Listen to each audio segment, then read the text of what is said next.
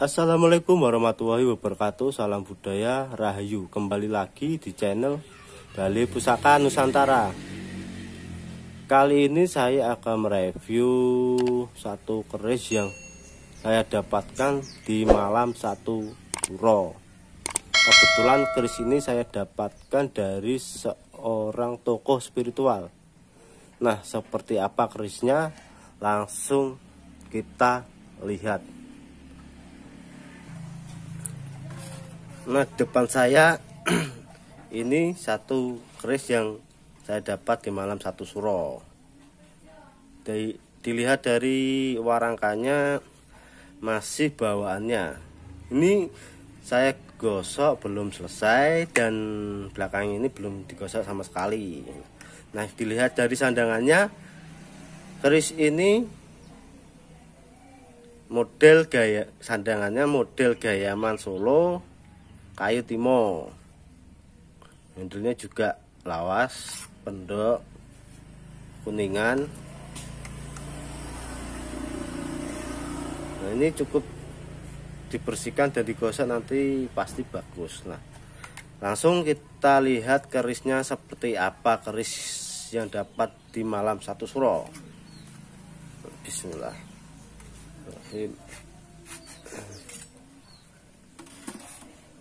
Nah, ini dia dulur, keris lurus berdapur Kebo Lajer atau disebut juga Maheso Lajer.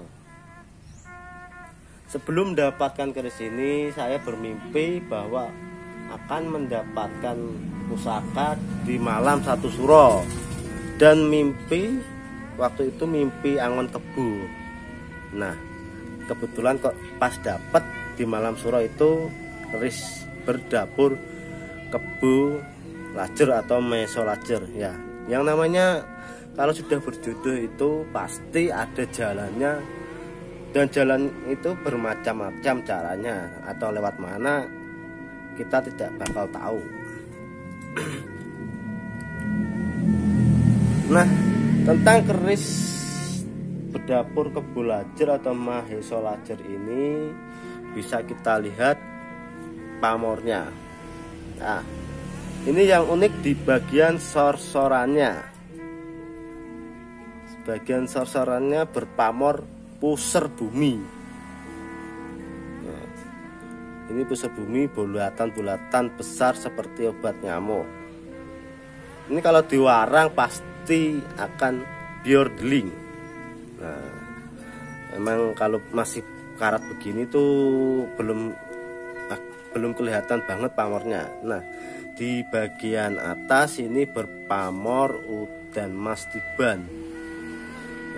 Ya, belum begitu jelas karena masih tertutup karat. Dan keris Kebo Lajer ini bertangguh pajajaran sepuh. Nah, ini tekstur besinya bagus ini. Dan suaranya ting. Nah, kita lihat dari peksi.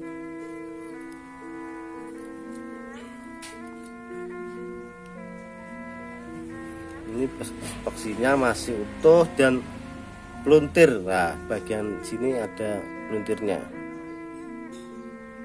termasuk utuh juga.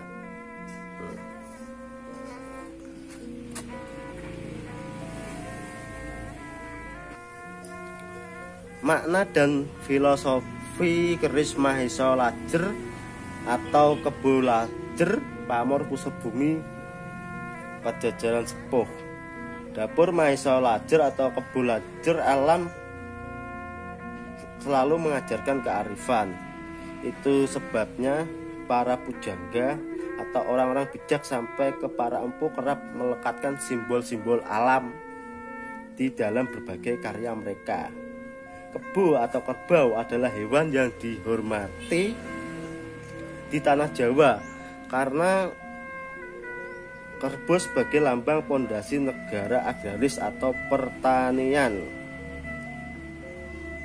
Kerbau juga disimbolkan sebagai tokoh pengajaran moral dan budi pekerti dalam masyarakat Jawa. Tidak heran jika kerbau adalah salah satu hewan yang disakralkan. Sebagai contoh di Keraton Surakarta, Kebo menjadi cucuk lampah rombongan kirab satu suro. Nama Kebo atau Maeso pada zaman kerajaan juga banyak dipakai oleh para kesatria yang mana di pundaknya ada beban tegaknya pilar sebuah negara. Meski terbilang dapur keris lurus yang sederhana, keris Kebo Lajer memiliki penggemar dan pecinta fanatiknya sendiri karena dipercaya dapat menjadi biandel.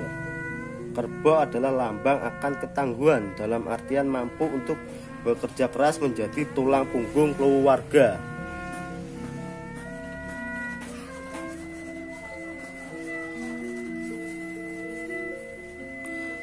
Dan penarik rezeki juga bisa diartikan sebagai lambang kemakmuran. Kemudian ada pusaka di Keraton Mataram yang berdapur Kebo Lajer, yaitu Kanjeng Kyai Ageng Mahesa Nular, merupakan pusaka persembahan Kyai Mandurjo kepada Nyai Mas Ageng Danurjo I, istri Sri Sultan Hamengkubuwono keempat. Kemudian pada Kanjeng Kyai Mahesa Gendari, semula milik Adipati Danurjo yang bergelar KPH Kusumo Yudo. Kemudian diserahkan ke keraton pada masa pemerintahan Sri Sultan Hamengkubuwono kelima.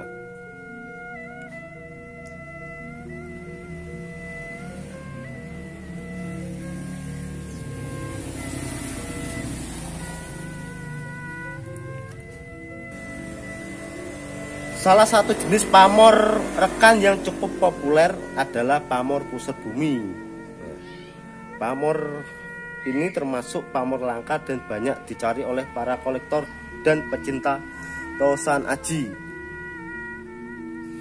Biasanya pamor pusar bumi terletak di bagian sor-soran dan bentuknya berupa bulatan-bulatan melingkar berlapis-lapis yang ukurannya cukup besar. Nah, ini dia contohnya pamor pusar bumi. Jadi lingkarannya besar seperti obat nyamuk lah kalau teman-teman tosan aji menyebutnya.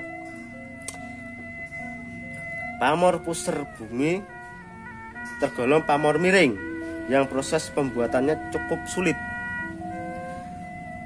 Pamor ini banyak dicari karena dipercaya memiliki tuah yang baik untuk perlindungan diri dan untuk menjaga rumah. Sebenarnya tuah keris berpamor pusar bumi lebih dominan untuk perlindungan dan penjagaan atau pagar gaib.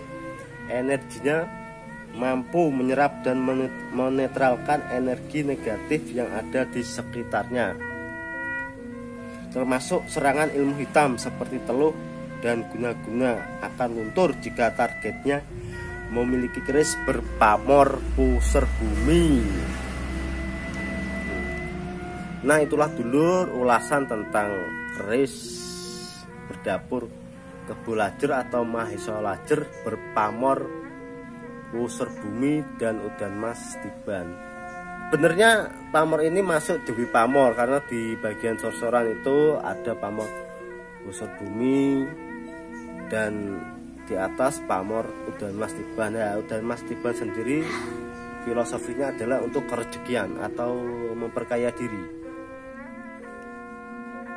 Nah, cukup sekian untuk penjelasan keris yang saya dapat di malam satu suro. Untuk dulur-dulur yang ingin memahari keris ini, langsung saja hubungi nomor WA yang tertera atau lewat Instagram saya.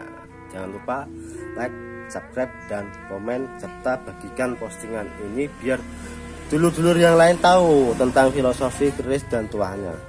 Terima kasih.